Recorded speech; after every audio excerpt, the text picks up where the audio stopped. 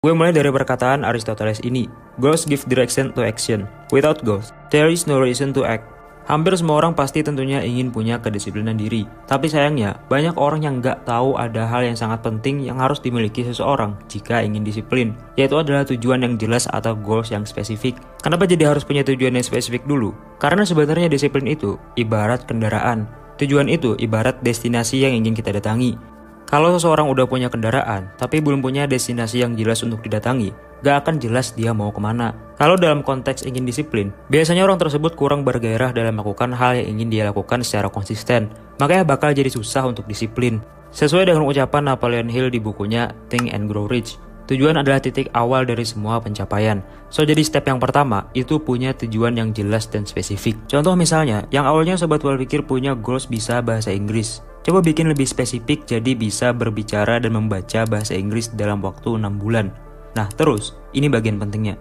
Baru bikin plan hal apa aja yang harus dilakukan dalam 6 bulan agar bisa berbicara dan membaca dalam bahasa Inggris itu bisa tercapai. Entah itu lu bikin jadwal 1 jam setiap hari buat belajar bahasa Inggris di YouTube, atau 2 jam sehari lu harus duduk belajar menukar waktu untuk ngasah skill dan belajar grammar bahasa Inggris. Nah, disinilah disiplinnya diperlukan.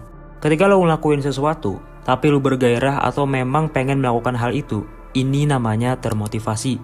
Tapi ketika lu nggak pengen melakukan hal itu, tapi lu maksa diri buat tetap melakukan, nah ini namanya disiplin. Mungkin sekarang, lu termotivasi pengen planning goals lu untuk beberapa hari ke depan, tapi besok, lu akan nemuin diri lu malas nggak pengen ngerjakan apa yang lu udah planning sebelumnya. Nah, dalam keadaan ini tuh apa sih yang harus kita lakukan? Jadi gue pakai teknik yang dijelaskan Ali Abdaal di bukunya Feel Good Productivity.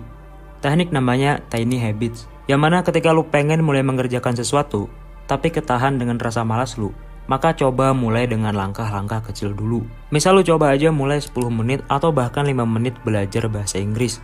Poin utamanya bukan seberapa banyak atau seberapa lama lu melakukan pekerjaannya, tapi poin utamanya adalah mental lu sudah mulai terbangun dengan melawan rasa malas tadi. Walaupun hanya sedikit, besoknya bisa lu tambahin jadi 20 menit dan seterusnya.